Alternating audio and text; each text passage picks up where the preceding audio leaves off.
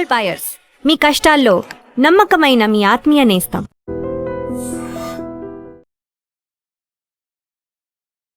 నమస్తే, welcome to iDream talking point with Kavitha.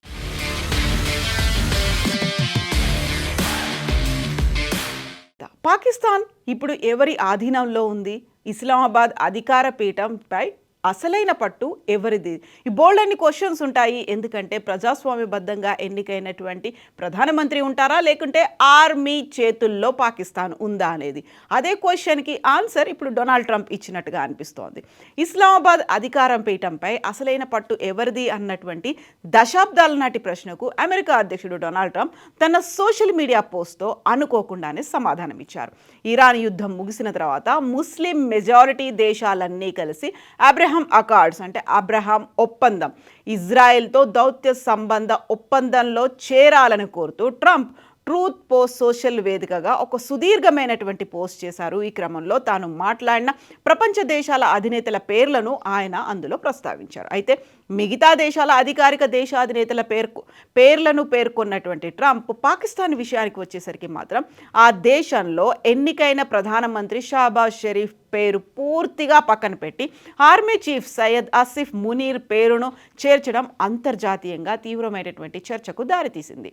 Saudi Arabia యువరాజు Mohammed bin Salman, UAE అధ్యక్షుడు Mohammed bin Zayed, Turkey అధ్యక్షుడు Erdogan, Egypt అధ్యక్షుడు Abdel fatwa అల్ సిసీల పేర్లు వారి అధికారిక హోదాలతో సహా ప్రస్తావించినటువంటి ట్రంప్ పాక్ ప్రధానిని మాత్రం విస్మరించారు.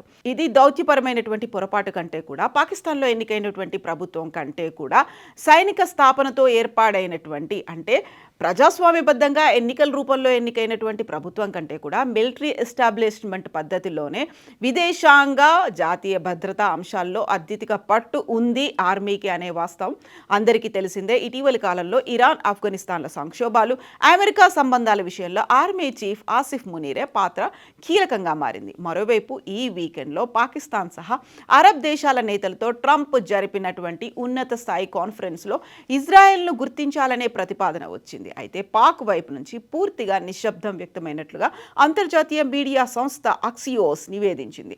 పాలస్తీనా స్వతంత్ర దేశంతో కాకుండా ఇజ్రాయెల్తో సంబంధాలు పెట్టుకుంటే పాకిస్తాన్ తీవ్రమైనటువంటి అంతర్గత రాజకీయ సంక్షోభానికి ప్రజాగ్రహం వ్యక్తమయ్యే ప్రమాదం ఉంది. ఇటువంటి పరిస్థితుల్లో ఇరుక్కుపోకుండా ఇస్లామాబాద్ అటు ట్రంప్ ప్రతిపాదనను తీవ్రంగా తిరస్కరించి అమెరికాతో ఆర్థిక దౌత్య సంబంధాలను చెడగొట్టుకోలేదు. ఎట్ ద సేమ్ టైం ఇజ్రాయెల్ను గుర్తించి దేశంలో అలజడి సృష్టించుకోలేక తీవ్ర ఇరకాటంలో పడిపోయింది పాకిస్తాన్. అయితే అబ్రహాం అకార్డ్ అంటే ఏంటి? అమెరికా అధ్యక్షుడు డొనాల్డ్ ట్రంప్ తీసుకొచ్చినటువంటి అబ్రహాం అకార్డ్ అనేది ఒక ప్రతిపాదనని, దీన్ని పాకిస్తాన్ తిరస్కరించింది. ఇజ్రాయెల్తో సంబంధాలను సాధారణీకరించుకోవాలంటూ ట్రంప్ చేసినటువంటి విజ్ఞప్తిని తాము అంగీకరించబోమని స్పష్టం చేసింది పాకిస్తాన్. ఇరాన్తో కుదుర్చుకోబోయే శాంతి ఒప్పందంలో భాగంగా Saudi Arabia, Qatar, Turkey, Egypt, జోర్డాన్తో పాటుగా పాకిస్తాన్ కూడా అబ్రహాం ఒప్పందంపై సంతకం చేయడం తప్పనిసరి అని ట్రంప్ సోషల్ మీడియా వేదికగా పేర్కొన్నారు. దీంతో ఈ వివాదం మొదలైంది. ఇజ్రాయెల్తో ముస్లిం దేశాలు దౌత్య ఆర్థిక సంబంధాలను పునరుద్ధరించుకోవాలనే లక్ష్యంతో అమెరికా అధ్యక్షుడు డొనాల్డ్ ట్రంప్ తీసుకొచ్చినటువంటి అబ్రహాం అకార్డ్ అంటే అబ్రహాం ఒప్పందాల ప్రతిపాదనను పాకిస్తాన్ తిప్పికొట్టింది. తమ దేశ మూల సిద్ధాంతాలకు, ఆదర్శాలకు విరుద్ధంగా ఉండే ఎలాంటి అంతర్జాతీయ ఒప్పందాల్లోనూ తాము భాగస్వామ్యం కాబోనే ఇస్లామాబాద్ స్పష్టం చేసింది. అమెరికా మధ్యవర్తిత్వంతో ఇరాన్ చర్చలు ఒక కొలిక్కి వస్తున్నాయని, ఈ చారిత్రాత్మక ప్రాంతీయ శాంతి ఒప్పందంలో భాగం కావాలంటే సౌదీ అరేబియా, ఖతార్, టర్కీలతో పాటు పాకిస్తాన్ కూడా ఇజ్రాయెల్తో చేతులు కలపడం తప్పనిసరి అని ట్రంప్ తన ట్రూత్ సోషల్ పోస్ట్లో పేర్కొన్న నేపథ్యంలో పాక్ రక్షణ మంత్రి ఈ ఘాటు కౌంటర్ ఇచ్చారు. ట్రంప్ చేసిన వ్యాఖ్యలపై పాకిస్తాన్ రక్షణ మంత్రి ఖవాజా మహమ్మద్ ఆసిఫ్ ఘాటుగా స్పందించారు. తమ దేశ ప్రాథమిక సిద్ధాంతాలు, ఆదర్శాలకు విరుద్ధంగా ఉండే ఎలాంటి ఒప్పందాల్లోనూ తాము భాగస్వామ్యం కాబోమని చెప్పారు. ఒక్కరోజు కూడా మాట మీద నిలబడని, నమ్మక ద్రోహానికి కేర్ ఆఫ్ అడ్రస్గా మారిన ఇజ్రాయెల్తో తాము కలిసి కూర్చోవడం అసాధ్యమని తేల్చి చెప్పారు.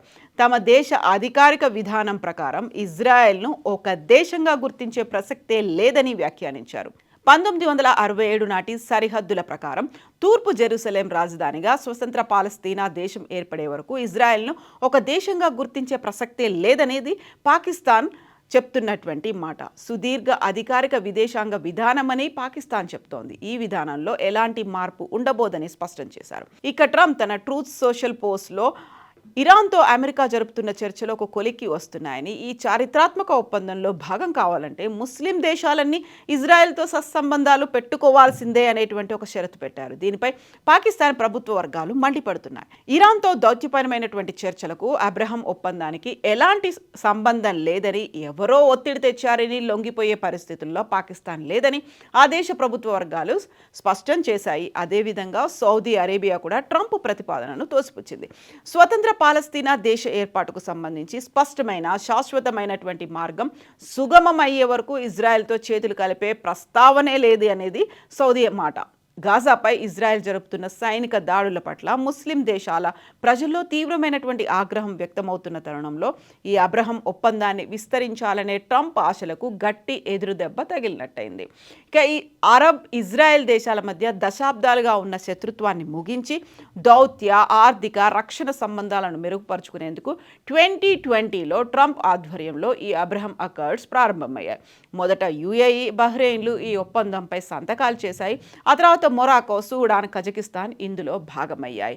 ఇప్పుడు దాంట్లోనే ఈజిప్ట్తో పాటుగా టర్కీ, అలాగే సౌదీని, పాకిస్తాన్ను కూడా యాడ్ అవ్వమని ట్రంప్ చెప్తున్నారు. బట్ పాకిస్తాన్ మాత్రం దీన్ని యాక్సెప్ట్ చేసే ప్రసక్తే లేదు. అసలు ఇజ్రాయెల్ని దేశంగానే మేము పరిగణించము అనేటువంటి మాటను కూడా చెప్తోంది.